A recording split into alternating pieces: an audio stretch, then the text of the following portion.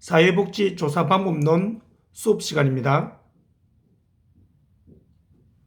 아마 여러분들도 학교에서 공지받은 대로 3월 30일 수요일부터 다음 주 4월 5일 화요일까지 우리가 이 비대면 수업으로 우리 학교가 진행이 됩니다. 그래서 그 사이 동안 여러분들이 제가 올려드리는 이 동영상 수업 영상 40분 정도 되는 영상을 2개를 여러분들이 수강하시고 그리고 다음 수업에 참여하시면 됩니다. 그리고 제가 지난번에 한 말씀드린 대로 이 사회복지조사 방법론은 계속 연결되는 과목이기 때문에 여러분들이 필히 다음 대면 수업 오실 때까지 이 영상을 다 수강하고 오셔야지만 계속 연결이 됩니다. 그리고 제가 이 크게 우리가 이 지금 여러분들이 배웠던 요 부분 이제 제가 올려드린 자료에서 제일 총 4개를 올려드렸는데 그중에 첫 번째 자료는 끝나면서 다음 수업 시간에 제가 문제를 풀이해 주겠다 했는데 또 대면 수업이 안 되다 보니까 일단 제가 문제는 오픈해 드리겠습니다.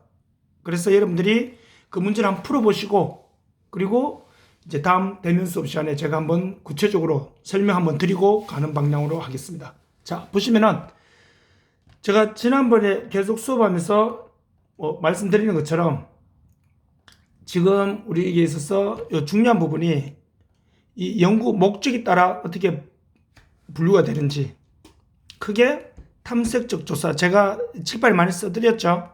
그렇게 좀 구분해서 외우시면 돼요. 탐색적 조사와 그리고 뭐 크게 먼저 이렇게 보면 탐색, 기술, 그리고 설명적 조사가 있다 그랬죠. 자, 그 중에서 탐색적 조사하는 방법은 여기 요 3가지가 있다는 거. 그거는 여러분들이 이렇게 보시면은 충분히 제가 설명을 다 드렸고요.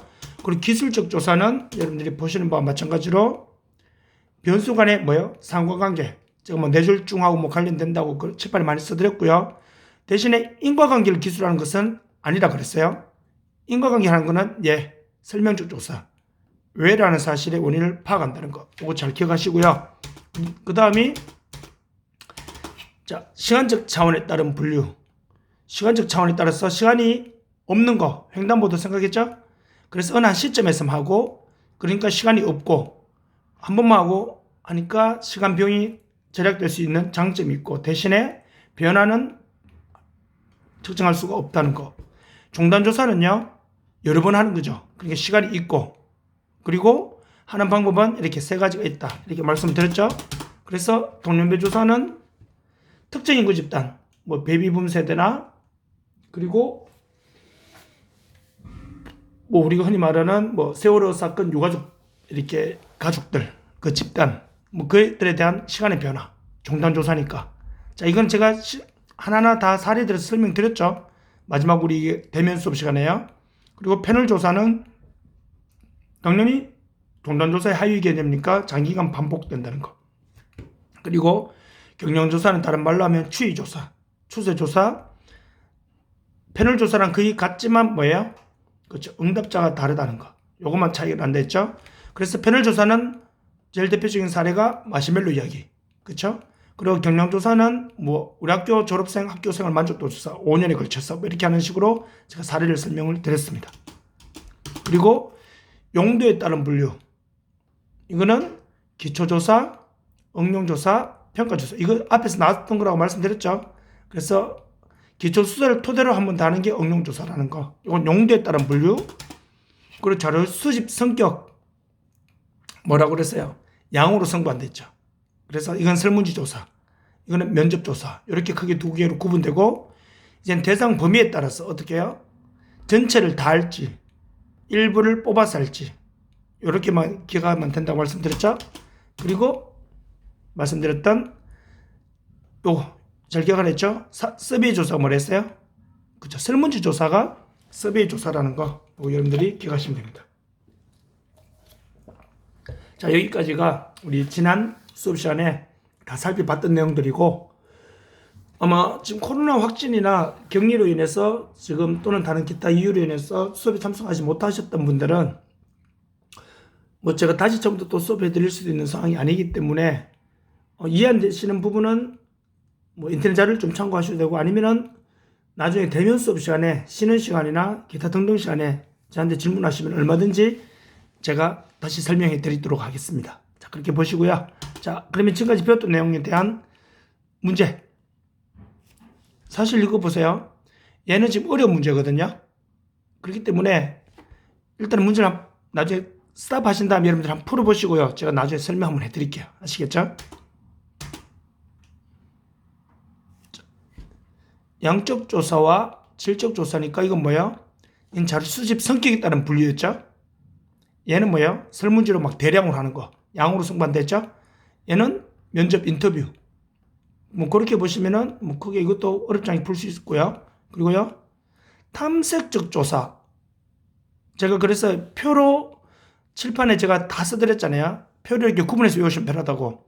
연구 목적에 따라 탐색적 조사, 기술, 설명 조사로 구분된댔죠. 그 중에 탐색적 조사는 하는 방법이 세 가지를 그랬죠. 탐색 조사는 다른 방법, 다른 말로 기초 조사라고 그랬거든요. 앞에 프린트물 다 있죠. 뭐예요? 그렇죠. 자료 찾아보거나 전문가한테 물어보거나 전문가 의견이나 경험 조사나 똑같단 말이죠. 그리고요. 비슷한 거 알아보는 하려 하는 연구가 없을 때 앞에 했던 거 비슷한 거 알아보는 게 특례 조사. 설명적 조사는 연구 목적에 따른 분류 3개 중에 탐색 기술 설명 그거죠. 그렇기 때문에 여기서는 답은 4개인데 속하지 않는 걸 고르는 게 원래 문제였거든요. 답은 얘가 원래는 아니죠. 그러니까 원래는 답이 1, 2, 3, 4가 되겠죠. 이 문제에 대해서는 이해되시겠고요. 자, 이것도 여러분들이 한번 풀어보시면 됩니다. 다음.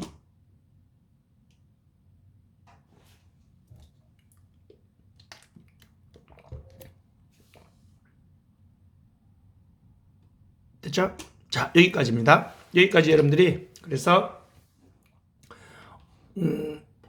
문제를 한번 풀어보시고 여러분들이 다음 수업에 이제 참여하시면 됩니다. 그렇게 일단 보시면 될 것 같고요. 자, 그러면은 두 번째.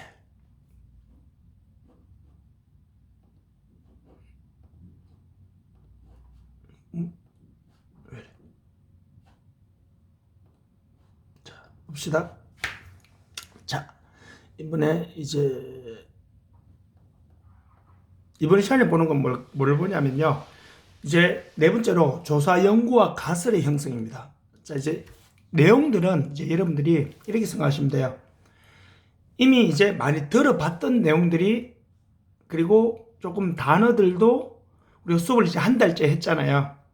그 한 달 하면서 좀 안타까운 거는 한 달 하면서 절반이 지금 온라인 수업이었어요. 그러다 보니까 이렇게 특히 조사 방법론 수업 같은 경우는 제 개인 생각으로는 뭐 다른 과목도 마찬가지겠지만 온라인 수업을 하게 되면 제일 어찌 보면 효율성이 떨어지는 과목이 이 과목이랑 뭐 법제론 뭐 이런 과목들일 거야 아마.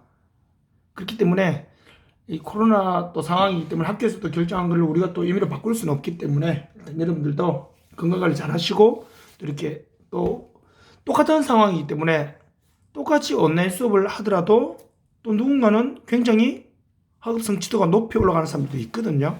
그렇기 때문에 여러분들도 그렇게 또 열심히 해주셨으면 좋겠습니다. 자, 보세요. 자, 조사 연구와 보시면은 조사 연구와 가설의 형성인데 여기서 먼저 첫 번째 보셔야 될 게 뭐냐면요. 이제 연구 문제예요. 자, 연구 문제에서 보면요. 자, 여러분들이 자, 잠깐만요. 뒤에 보시면은 이 변수라는 게 이제 제 뒤가 나오거든요. 이게 굉장히 중요한 개념인데 이 부분은 제가 온라인 수업에서도 이거 지금 해야 되거든요. 근데 이거는 온라인 수업에서 하게 되면 굉장히 좀 치명타예요. 그래서 제가 요거는 온라인 수업에서 간단하게 설명드리고요. 이 부분은 대면 수업할 때 제가 다시 한번 이해했는 상태이기 때문에 뭐 세부적인까지 아니더라도 한 번 더 칠판에 사례를 들어서 설명해 드리겠습니다. 왜냐하면은 사회복지조사 방법론에서 제일 중요하다면은 요 내용이 제일 중요한 거거든요. 그렇기 때문에 여러분들이 그렇게 아시고 수업 보시면 될 것 같아요. 자, 그러면 요거 내용 다시 한번 쭉 갈게요. 자, 첫 번째 연구 문제 보세요.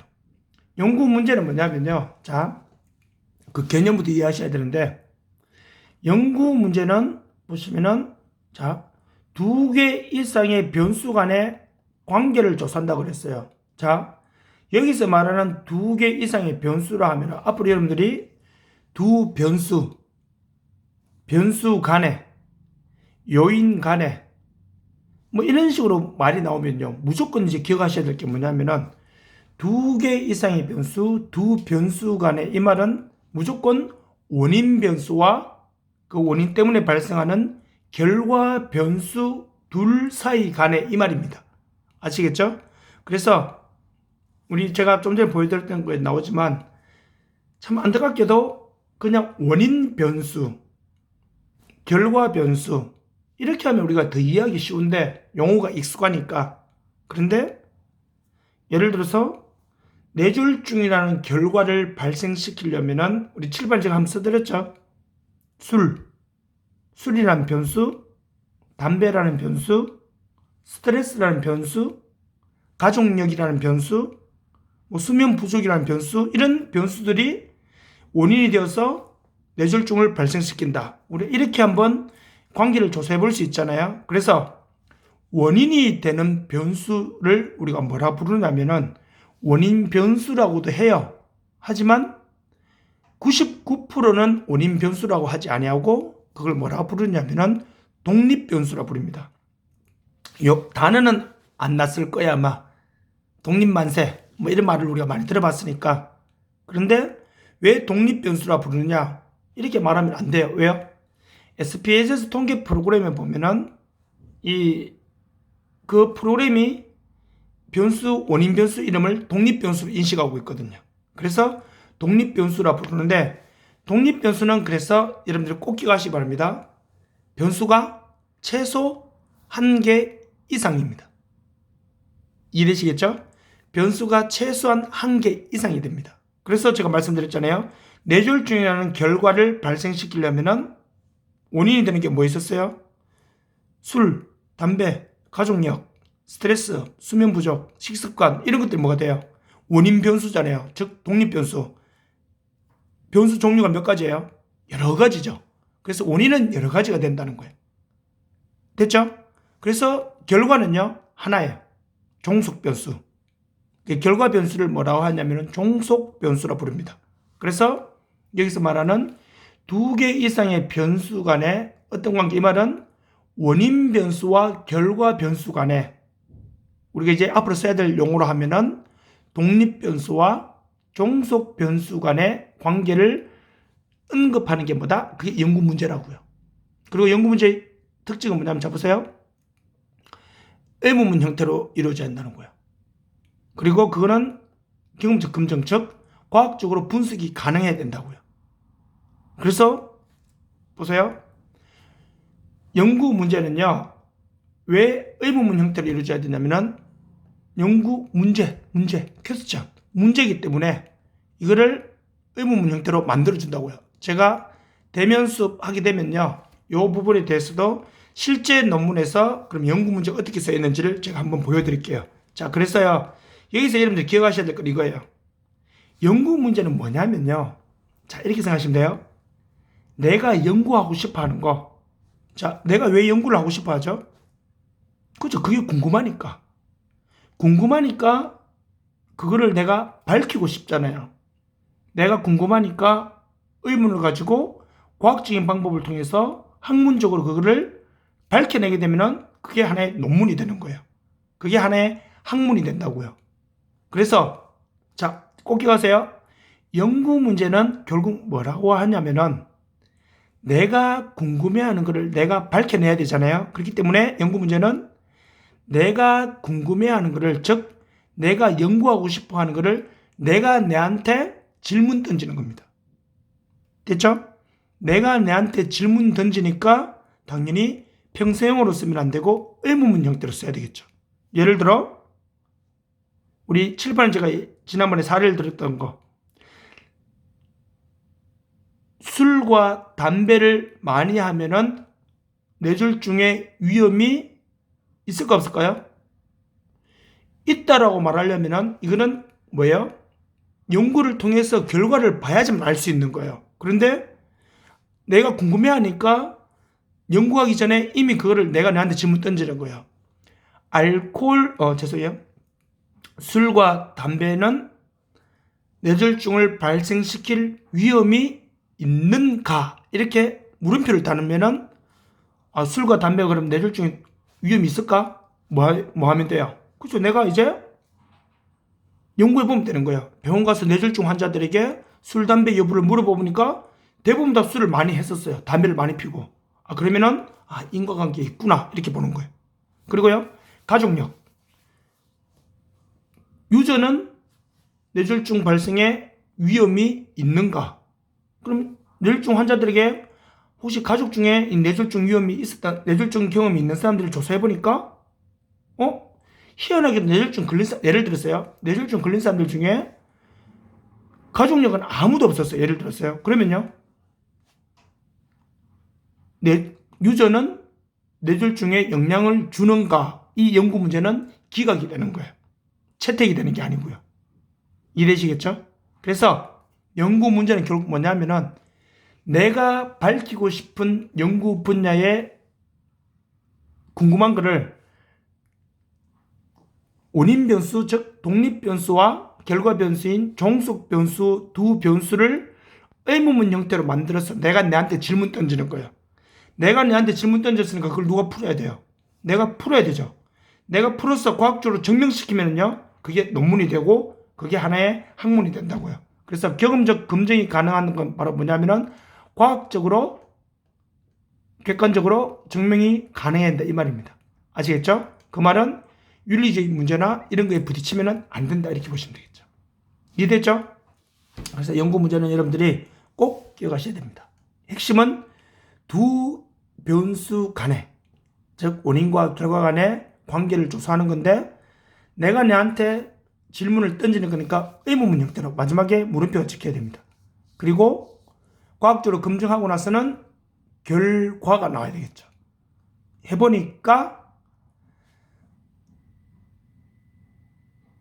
식습관, 즉 이제 너무 육류 위주의 생활 식습관은 뇌졸중에 위험이 있는가? 이 연구 문제를 풀어보니까 뇌졸중 환자들 중에 채식 위주보다는 육류 위주의 식생활 습관을 가진 사람들이 뇌졸중에 많이 걸렸더라. 그러면은 뇌졸중은 육류 생활 식습관과 연관이 있다. 이렇게 결과를 내겠죠. 그것이 바로 연구 문제를 풀어가는 겁니다. 이렇게 보시면 되겠고요. 자, 이거 이건 간단해요. 연구 문제를, 그 연구 문제 왜 나오냐면은 첫 번째, 기존에 없으니까요. 무슨 말이냐면은 이미 내가 연구하려고 하기 전에 다른 사람이 해놨으면요, 굳이 할 필요 없죠. 왜요? 예를 들어서 집에 와서 배가 너무 고파서 빨리 밥을 먹고 싶은데 엄마가 이미 밥솥에 밥을 해놨어요. 그런데 옆에 냄비에 다시 밥할 필요 없잖아요. 밥하면요, 시간만 많이 걸리고 오히려 잔소리만 듣겠죠. 금방 해놨는 밥인데 왜 또 밥 했냐고. 그렇죠? 그것처럼 기존에 이미 내가 궁금해하는 게 있으면요, 굳이 할 필요가 없어요. 하면요, 시간, 돈 낭비입니다. 그리고 앞에 이미 누가 해놨는데 내가 똑같은 결과를 또 한다고 해서 잘했다고 할 사람 아무도 없어요. 바보라 그러지. 그래서 연구 문제, 즉 우리 사회에서 연구 문제 밝히고 싶은 이 분야는 왜 있냐면요, 기존에 없으니까, 해놓은 게 없으니까. 됐죠? 그리고요, 사회에서 그걸 해달라고 요청하는 경우도 있어요. 예를 들어서 세월호 사건 유가족들 있죠. 이분들의 삶의 만족도가 어떻게 이루어져 가는지 보건복지부나 특히 안산 지역에 있는 건강가정지원센터나 이런 데서 연구기관에다가 좀 이렇게 연구를 해달라고 요청하는 경우도 있어요. 그래서 하는 경우도 있고, 또 사회복지 가치 실현을 위해서 사회적 규범, 그리고 실전 현장에서 일하다 보니까 노인들이, 예를 들어서 노인 현장에서 일하시는 분들이, 어르신들이 삶의 만족도가 나이가 들수록 너무 떨어진다. 삶의 만족도가 너무 떨어지고 우울증도 심해지니까 극단적인 선택으로 가시는 분들도 많더라. 이유가 뭘까? 이런 의문이 많이 드니까, 근데 어떤 분들은 보니까 삶의 만족도가 너무 높은 분들이 많아요. 두 집단을 비교해 보니까 우울증이 있고 삶의 만족도가 떨어지시는 분들이랑 또 나름 노후 생활을 건강하게 보내시는 분들 비교해 보니까 건강하게 보내시는 분들은 보니까 친구도 많고 사회적 관계망을 잘 유지하고 있는 거예요. 그래서 노인분들에게 이런 사회적 연계를 계속 할 수 있는 그러한 서비스가 필요하겠구나. 이런 거를 만들어내야 되겠죠. 결국 현장에서 경험함으로 알 수 있는 거죠. 그리고 개인적으로도 경험할 수 있고요. 하지만 자 보세요. 지금까지 했는 것 중에 제일 연구 문제가 나오는 제일 대표적인 케이스는 지가 하고 싶어서 하는 겁니다. 논문도 마찬가지고요. 그러기 위해서는 기존에 내가 하고 싶어 하는 게 없어야 된다는 거. 요것만 기억하시면 됩니다. 아시겠죠? 자, 그래서 연구 문제는 앞에 제가 말씀드렸던 이 내용을 여러분들이 잘 기억하시면 됩니다. 첫 번째 뭐죠? 아까 앞에서 말씀드린 대로 연구 문제는 이 두 개 이상의 변수 간에, 즉 독립변수와 종속변수 간에 관계가 있는지를 조사하는 건데 의문문 형태로 경험적 검증이 가능해야 한다는 거 꼭 기억하시고요. 그리고 연구 문제는 왜 나오냐면은 기존에 없었기 때문에, 그리고 사회적 요청하기 때문에, 현장에서 일하다 보니까, 그리고 무엇보다도 자기가 궁금하기 때문에. 그런데 무엇보다도 중요한 건 또 뭐라고 그랬어요? 바로 그쵸, 내가 진짜 하고 싶어서도 하는 게 맞지만 하고 싶어서 하더라도 기존에 없는 걸 이렇게 해야 한다고. 이걸 여러분들이 잘 기억하시면 됩니다. 아시겠죠? 자, 이렇게 보시고요. 다음. 자, 연구 문제를 내가 하고 싶다고 다 하면 안 된다 했죠? 연구 문제를 선정하는 기준은 첫째, 독창성.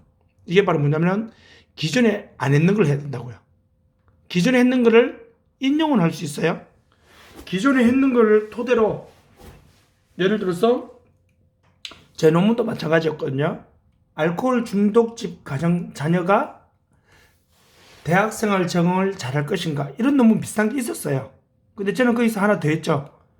그럼 알코올 중독집 가정 자녀들이 대학생활 적응을 상대적으로 못하는 걸로 나왔는데, 그렇다면은 그 중에서는 잘하는 애들도 있었단 말이에요. 오히려 그럼 걔들은 뭐 때문에 잘했을까요? 그걸 저는 밝혔단 말이에요. 그렇기 때문에 기존에 있는 거에서 좀 더 심도 있게 하나 더 밝혀내는 그런 연구는 가능하다는 거죠. 왜? 앞에 없었으니까. 그래서 이 독창성이 있어야 되고, 그리고 계속 같은 말이죠. 경험적으로 검증 가능해야 한다고. 즉 과학적으로 실험이 가능해야 된다고요. 즉 인권 문제에 부딪히면 안 되겠죠. 밑에 나오죠. 윤리적 문제에 바로 직결된다는 거. 그리고 연구는 당연히 실용적이어야 됩니다. 돈이 너무 많이 들어도 안 되고요. 효과가 너무 없어도 안 돼요. 그리고 연구 문제를 선정할 때는 현실적인 문제를 기억해야 됩니다. 제일 대표적인 건, 현실에 제일 중요한 건요, 결국 시간과 비용입니다. 근데 우리는 뭐 연구 자료에는 시간과 비용 때문에 막 이런 말은 잘 안 쓰죠. 연구에 대한 뭐 전문성과 앞으로 연구가 나아가야 돼 뭐 이런 식으로 말을 바꾼단 말이에요. 근데 현실적에서는 시간 비용이 제일 크다는 거, 이거 여러분들이 이해하시면 됩니다. 그래서 연구 문제의 선정 기준은 이렇게 이루어진다는 거, 여러분들이 뭐 어려운 내용은 없으니까 일단 여러분들이 참고로 봐주시면 될 것 같습니다. 그리고요, 앞서도 말씀드렸듯이 연구 문제 서술 조건, 이건 제가 앞에 슬라이드 하면서 제가 계속 몇 번씩 말씀드렸죠. 그렇기 때문에 어렵지 않게 이해하실 수 있을 것 같습니다. 자, 그렇게 보시면서요. 자, 연구 문제 서술 조건은 첫 번째가 내가 내한테 궁금해하는 거를 내가 내한테 질문 던진다 그랬어요. 그렇기 때문에 질문을 던졌으니까 당연히 이거는 뭐예요? 의문문 형태로 이루어져야 한다는 거, 이걸 여러분들이 꼭 기억하시고요. 그리고 자, 연구 문제는요, 짧아야 돼요. 왜요? 너무 길어버리면요, 이 연구에서 뭐를 하고자 하는지, 이 연구의 핵심이 무엇인지, 그게 굉장히 애매해진단 말이에요. 그렇기 때문에 여러분들이 이거를 보시면서 단순 명료하게 해야 한다는 거, 그걸 여러분들이 잘 기억하시되, 근데 여기서 핵심은요, 연구 문제는 제가 나중에 우리가 대면 수업 시간에는 연구 문제가 이런 거라고 한번 보여드리면 여러분들이 더 충분히 쉽게 이해하실 수 있을 거예요, 아마. 자, 연구 문제를 결국 단순 명료하게 해야 되는데 꼭 핵심은 뭐냐면은 요거 세 번째 나오죠.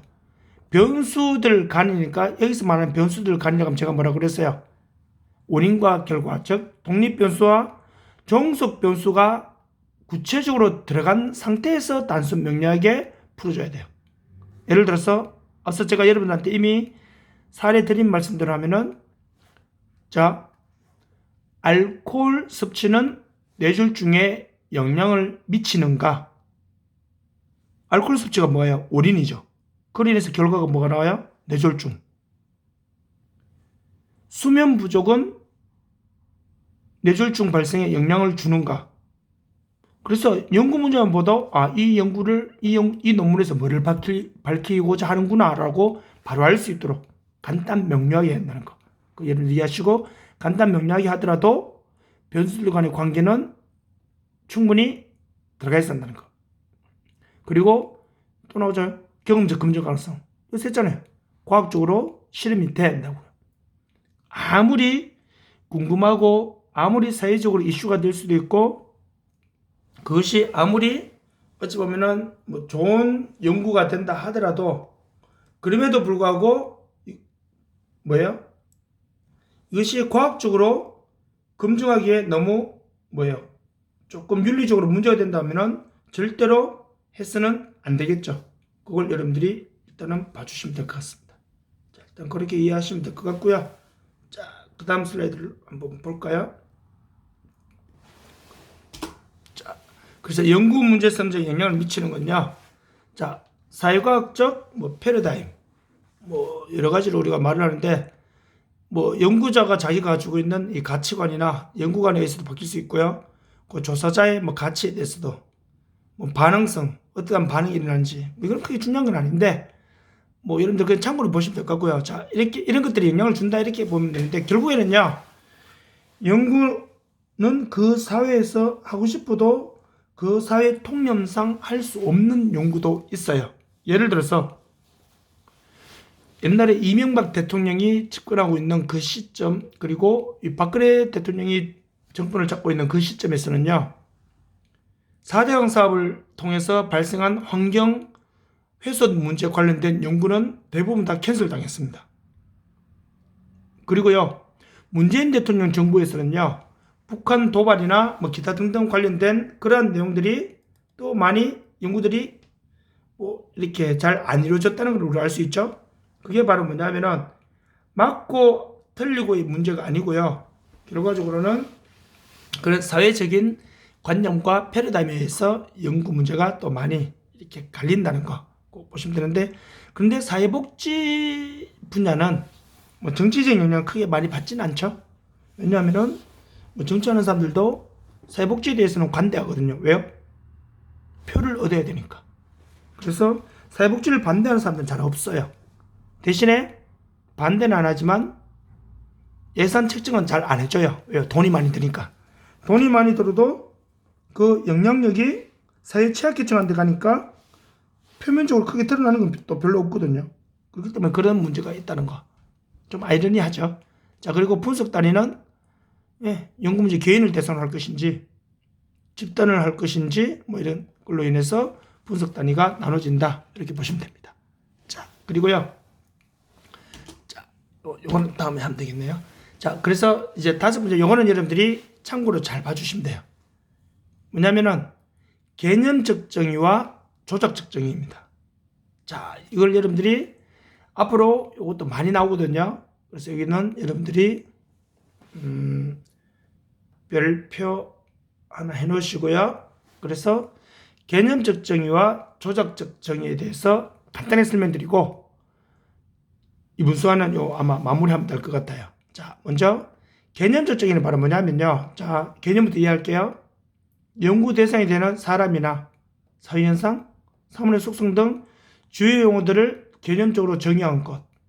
제가 사회복지 조사 방법론 책을 아무리 찾아봐도 이 말 이상 쉽게 설명했는 책은 없어요. 근데 이해는 안 되잖아요. 저도 마찬가지거든요. 근데 밑에 보세요. 개념적 정의는 뭐야? 측정이 가능하다 그랬어요. 뭐가? 얘가 되는 게 아니라 개념적 정의가 측정이 가능한 게 아니라 측정이 뭐하도록? 가능하도록 바꿔야 하는 조작적 정의, 즉 뭐야? 얘의 전 단계라고 그랬어요. 그 말은 뭐예요? 개념적 정의는 측정이 가능한 거예요? 그럼 가능하지 않은 거예요? 그렇죠. 측정이 가능하지 않은 거 좀 추상적인, 그래서 믿어보세요. 추상적인 내용을 가진다 그랬어요. 요 개념을 일단 이해하시면 돼요. 자, 다시 설명드릴게요. 개념적 정의는 측정이 가능하도록 바꿔야 하는 조작적 정의의 전 단계라고. 그러면은 조작적 정의는 추상적인 것을 수치화시킨 게 조작정의예요. 추상적인 것을 수치화시키기 전의 단계를 개념적 정의라고 부릅니다. 그래서 가장 대표적인 게 그거예요. 자, 보세요. 예를 들어서 이렇게 표현하면 되겠죠. 뭐 A라는 사람은 가난하다. 자, A라는 사람은 가난하다. 자, 이게 바로 뭘까요? 너무 추상적이죠. A라는 사람이 도대체 얼마나 가난한지 알고 보니까 A라는 사람은 저기 뭐 대구에서 제일 부자 동네라 그러면 수성구라고 우리가 흔히 말하죠. 뭐 범원해거리에 있는 두산 이거드 제니스가 뭐 15억에서 20억 한대 아파트가. 근데 A라는 사람은 그게 아니고 그 수성구에서 범원해거리가 아닌 저기 뭐 만천동이나 뭐 그쪽도 아파트 비싸긴 하지만 아니면 저 시지 그쪽은 아무래도 이 같은 수성구지만 범원해거리하고 아파트 값은 천지 차이죠. 그래서 A라는 사람은 수성구 시지에 사는데 또 시지 사는 사람도 괜히 욕할라. 다 그런 건 절대 아니고 예를 들어서 설명드린 거예요. 그렇기 때문에 시지 사는 사람은 자기 아파트 가격이 6억이에요. 그런데 범원해거리 사는 수성구 사람보다 자기 아파트 가격이 3분의 1밖에 안 하니까 그래서 가난하다. 이렇게 말하면은 많은 사람들이 저게 뭐 가난하냐 이렇게 말할 수 있을 거예요 아마. 그렇기 때문에 개념적 정의는 뭐냐면요. 그냥 굉장히 추상적인 거예요. A라는 사람은 가난하다. B라는 사람은 키가 작다. 이번에 우리 3월 30일 날 우리나라에서 발표했는 거 보셨어요? 우리나라 여성의 평균 키는요 159cm로 나왔어요. 남자의 평균 키는 172cm로 나왔습니다. 지금 현재 우리나라. 그래서 B라는 사람은 키가 작다. 알고 보니까 이 사람은 키가 180인데 농구선수 중에서 작다. 이렇게 표현하면은 뭔가 조금 이상하잖아요. 그렇죠? 그렇기 때문에 개념적 정의는 그냥 추상적으로 남아있는 거예요. A라는 사람은 가난하다. B라는 사람은 키가 작다. C라는 사람은 몸무게가 많이 나간다. 이런 게 개념적 정의입니다. 이거를 뭘로 바꿔야 돼요? 측정이 가능하도록 바꿔야 되는 겁니다. 그 바꾸는 게 바로 뭐다? 조작적 정의라고요. 그래서 조작적 정의는 뭐냐면요. 이 가난을 예를 들면 이겁니다. 예를 들어서 이렇게 보면 되겠죠? A라는 사람은 가난하다라는 이 뭐예요? 개념적 정의를 이렇게 조작적 정의로 바꾸려면은 일반 사람들은 하루에 뭐 밥을 먹기 싫어서 안 먹는 거 말고 하루에 밥을 3번을 먹잖아요. 그리고 4인 가족 기준 우리나라 원래 기초생활 수급 대상자들에게 지급되는 생계급여가 153만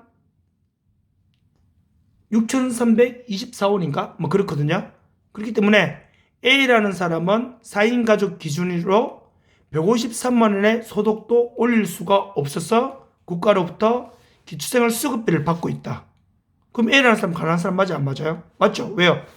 조작적 정의에서 그걸 수치화시켜줬잖아요. 그래서 추상적인 개념을 뭘로요?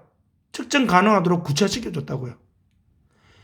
B라는 사람 키가 작다라는 이 개념적 정의를 조작적 정의로 바꾸면은 B라는 사람은 25세 우리나라 남성인데 우리나라 남성 키는 평균 172cm인데 B라는 사람의 키는 165cm이기 때문에 B라는 사람의 키는 작다. 이렇게 하는 게 조작적 정의라고요. 이해되셨죠? 그래서 보세요. 개념적 정의를 벗어나지 않는 범위 내에서 측정이 가능하도록 정의해야 한다고요. 이 말이 바로 뭐냐면은 B라는 사람이 작다라고 그랬는데 조작적 정의에서는 B라는 사람의 키가 165인데 우리나라 평균 키는 172인데 B라는 사람이 그래도 작다고 할 수는 없다. 이렇게 말하면 안 된다고요. 이해되시겠죠? 그 개념적 정의를 벗어나지 않는 범위 내에서 객관적으로 도구를 가지고 측정해서 밝게 되는 게 바로 뭐다? 그게 조작적 정의이다. 이렇게 보시면 됩니다. 그래서 조작적 정의는 신뢰도와 타당도를 지녀야 한다는 거. 신뢰도는요. 제가 여러분들한테 이게 과제로 나가거든요. 신뢰도는 제가 뒤에 가면 다시 하겠지만 일관성입니다. 얼마만큼 일관되었느냐 일관되지 않았느냐. 즉 맞고 틀리고 문제는 아니에요. 일관성의 문제가 신뢰도. 타당도는요. 이제는 맞고 틀리고의 문제예요. 그래서요. 신뢰도가 있으면 타당도는 있을 수도 있고 없을 수도 있어요. 반면에 타당도가 있으면 신뢰도는 100% 있습니다. 우리가 제 뒤에 가면은 신뢰도와 타당도에 대해서 우리가 수업을 하거든요. 그때 제가 한 번 더 구체적으로 설명드릴 테니까 지금은 뭐 요 정도 수준에서만 이해하시면 될 것 같습니다. 자, 이렇게 일단 보시면 되고요. 자, 그래서 오늘 했는 지금 첫 번째 차시에서는 연구 문제가 무엇인지 두 개 이상의 변수 간의 관계를 하는 건데 의문문 형태로 하되 기호 문제로 검증이 가능해야 되지만 결국 내가 내한테 질문 던지는 거라고 그랬어요. 그리고 연구 문제는 왜 나오냐면은 기존에 그 연구가 없으니까. 그리고 사회에서 요청하니까. 실천 현장에서 일하다 보니까 그게 필요한 걸 느끼게 되어가지고. 그리고 무엇보다도 개인이 하고 싶어가지고. 이런 의미로 연구 문제라는 걸 설명을 드렸고요. 그리고 연구 문제 선정 기준은 이렇게 있다는 거. 무엇보다도 제일 중요한 거는 독창성. 기준이 없어야 되죠. 과학적으로 윤리적 문제가 부딪히지 않으면서도 과학적으로 검증이 되어야 한다는 거. 그 현실적으로 뭐가 한계가 있는지도 잘 이해해야 한다고 그랬어요. 서술 조건은 계속 같은 말이었고요. 그리고 연구 문제에 영향을 미치는 사회적인 뭐 패러다임이나 그런 정치적인 상황. 그 분석은 뭐 누구를 할 것인지. 그렇게 보시면서 개념적 정의와 이 조작적 정의에 대해서도 여러분들에게 설명을 드렸습니다. 그래서 이 개념적 정의와 조작적 정의는 필히 여러분들이 잘 기억하시고 이 내용만큼은 여러분들이 결론은 개념적 정의는 굉장히 추상적인 것을 수치화시켜서 현실적인 걸로 바꿔주는 게 바로 뭐다? 조작적 정의입니다. 아시겠죠? 자, 이 내용을 여러분들이 잘 기억하시고 자, 이제 다음 시간에는요. 제가 앞서 말씀드렸던 이 개념과 이 변수에 대한 내용이에요. 그래서 지난번에 보면은 여러분들 보세요. 이 말씀 독립변수, 얘를 원인, 종속변수, 얘는 결과. 그래서 앞서 계속 설명드렸죠. 이 내용을 여러분들이 이제 배우고 그리고 자주 나오는 매개, 외생, 억제 뭐 이런 거를 배울 텐데 이 내용을 여러분들이 잘 이해하신 다음에 제가 수업 시간에 대면 수업 시간에 이와 관련해서 한 번 더 제가 사례를 직접 들어가지고 한 번 더 설명드리면은 여러분들이 어렵지 않게 이해하실 수 있을 것 같습니다. 자, 그 내용을 여러분들이 잘 보시면 됩니다. 자, 그래서 여러분들은 이 수업 내용을요 필히 잘 수강하시고 대면 수업 시간에 우리가 배웠으면 좋겠습니다. 자, 일단 우리가 이번 차시 온라인 수업은 여기서 마무리하도록 하고요. 다음 이 개념과 변수 2차시 시간에 제가 다시 설명을 하도록 하겠습니다. 수고하셨습니다.